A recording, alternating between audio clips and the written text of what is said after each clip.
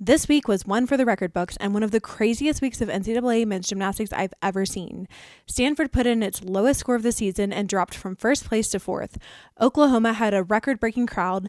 Illinois upset the Michigan Wolverines. Paul Juda had a no-good, very bad week. And we explain why Air Force and Nebraska have dropped from the rankings. For those new here, I'm Kinsley, the host of Neutral Deductions, a podcast all about men's gymnastics. And here's everything that happened in week 5 of the NCAA season.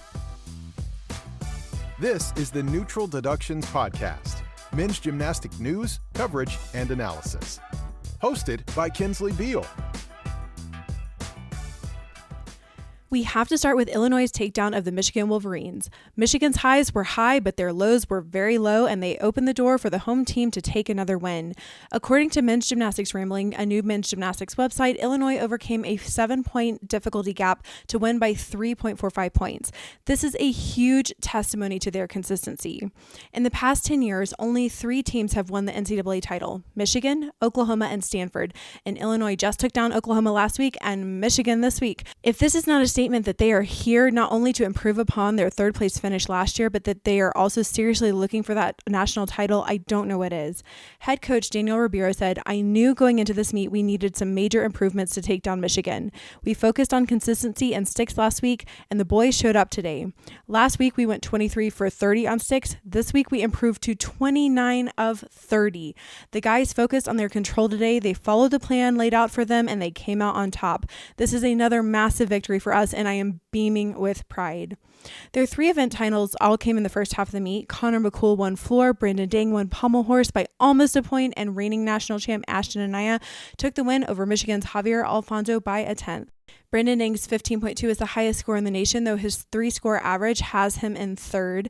Dang's difficulty is tied for the highest in the NCAA this year, and he will be a favorite for the NCAA title. While Michigan has the highest D-score of the meet, they were unable to capitalize on that advantage from the beginning. With 2 falls on floor from the Wolverines, Illinois was able to start the meet in the lead, and they kept the lead through all 6 rotations. While it will be a tough loss for the Wolverines, they are very much still in the national title fight. They were nowhere near full strength, and in an article from the Michigan Daily, Madison Auchincloss detailed the struggles graduate student Paul Juda has faced. Quote, "Graduate student Paul Juda had a very bad week." Why did Juda have a bad week? Well, he got the flu, got in a car crash, and was in the emergency room at 3:30 a.m. on Saturday morning with a kidney stone. And while he battled through and performed exceptionally, the ups and downs of the performance from the week for number 4 Michigan men's gymnastics didn't improve his week. So Paul Juda added a little bit more clarity about the situation, and he said, "As for the kidney stone the day prior to the event, I let only the coaches know my circumstance as it was happening. They urged me to make the best decision for myself, no pressure on their side at all, but this team means too much to me to not compete with every ounce that I have." He said it definitely was a funny interaction with the absolutely amazing emergency room staff at the University of Michigan Hospital when I let them know that I needed to be out of there in the next few hours in order to get onto a bus and go compete at a gymnastics meet. Despite Juda having a bad week, the 2022 NCAA all-around champion competed all 6 events, and for the first time since taking that title, he won the all-around in the dual meet with an 82.800. Juda also took the vault title, and his world teammate Fred Richard took home titles on parallel bars and high bar. Richard's 14.9 leads the nation on high bar. Overall, this is the first loss of the season for Michigan. With this loss, only Stanford remains undefeated. The Wolverines will face Nebraska at home this coming weekend, and Illinois will take on Simpson at the McCulloch Invitational.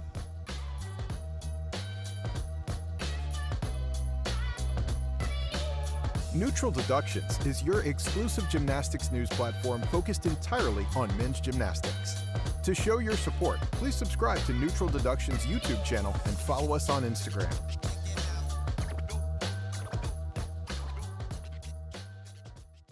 Moving on to OU versus Ohio State and Arizona State, Oklahoma continues their impressive streak of home wins and now sits as the number 1 team in the nation.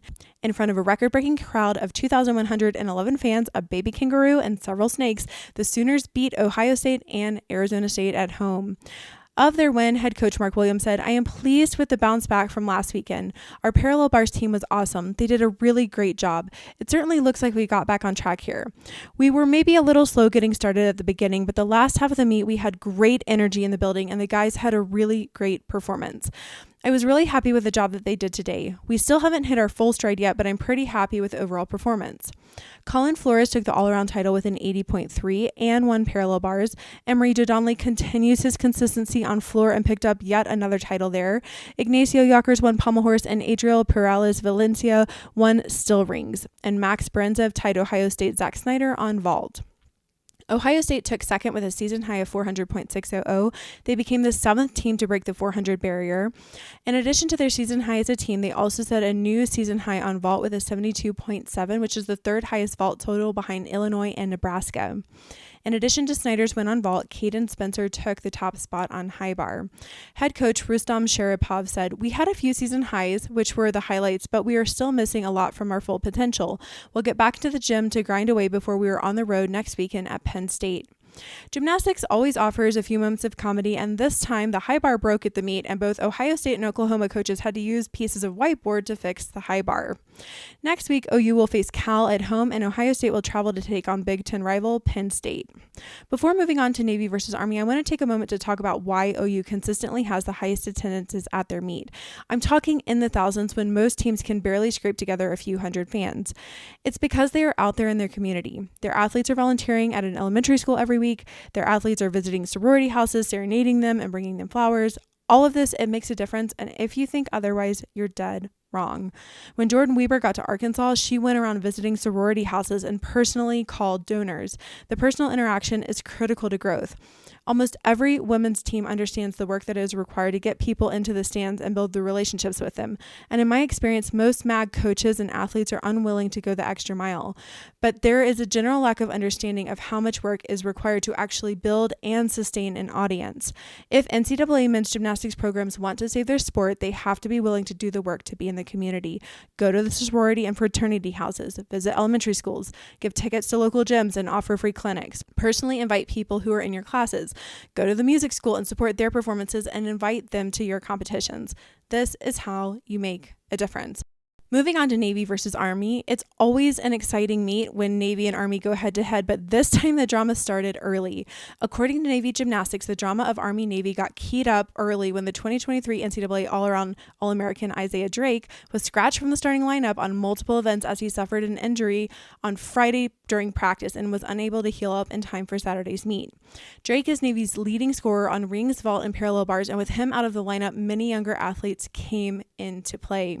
The meet was dramatic as the midshipmen held a strong lead throughout the first 4 events, but a strong performance from Army on parallel bars pulled the Black Knights closer into contention.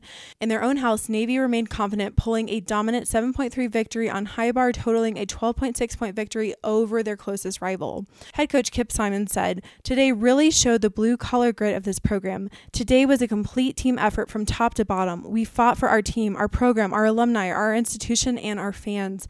We got great energy from our fans who packed Halsey Fieldhouse this afternoon.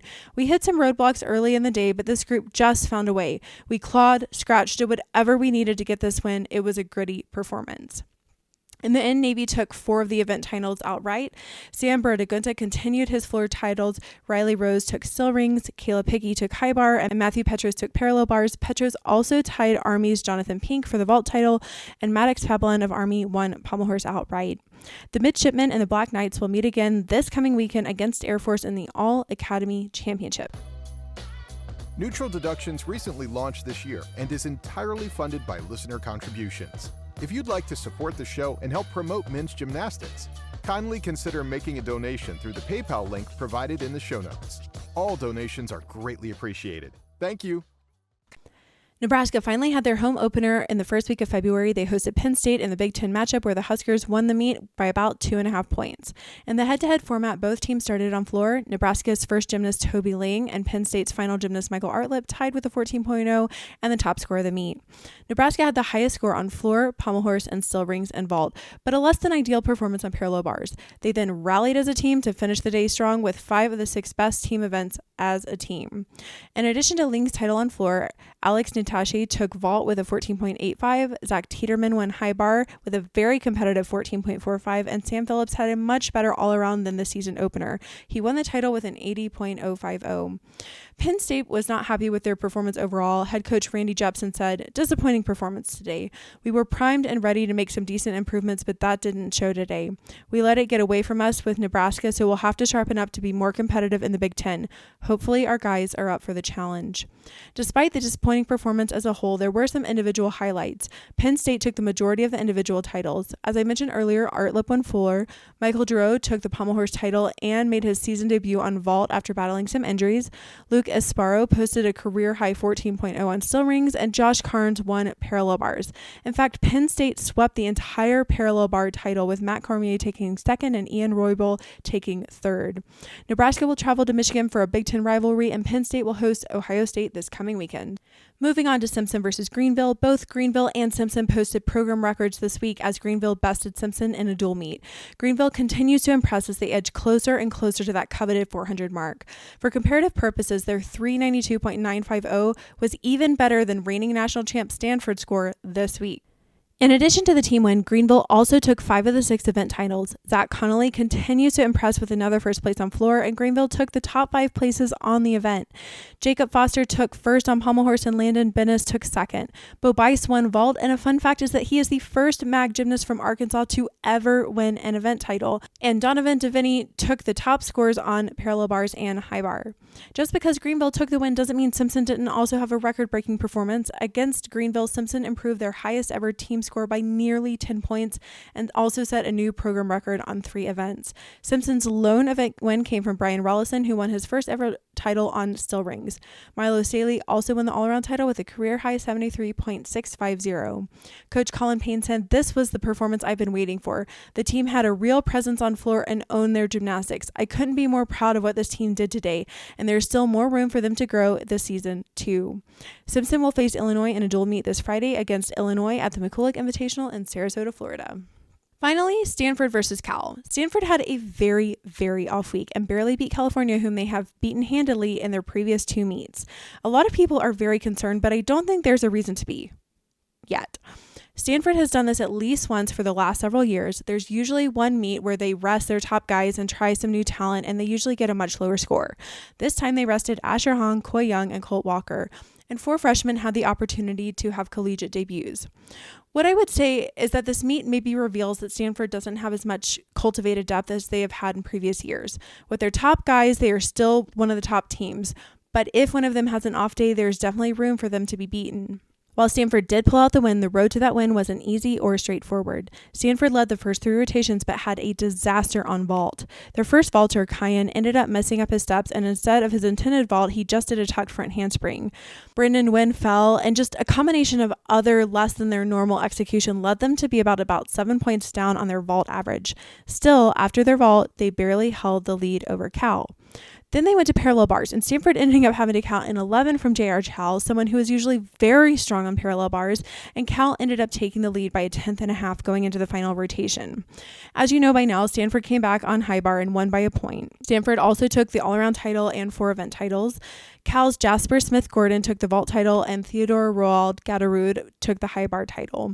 While Cal will certainly have missed this opportunity to take down the reigning national champs, this will hopefully provide motivation for the rest of the season. Normally, when a team has an off week, you expect them to bounce back, but I'm not expecting that from Stanford, and here's why. Next week, they will split their team again, and some will compete as Team USA, some will compete as Stanford, and they will also be competing against Gem Axe Bay Area Bandits.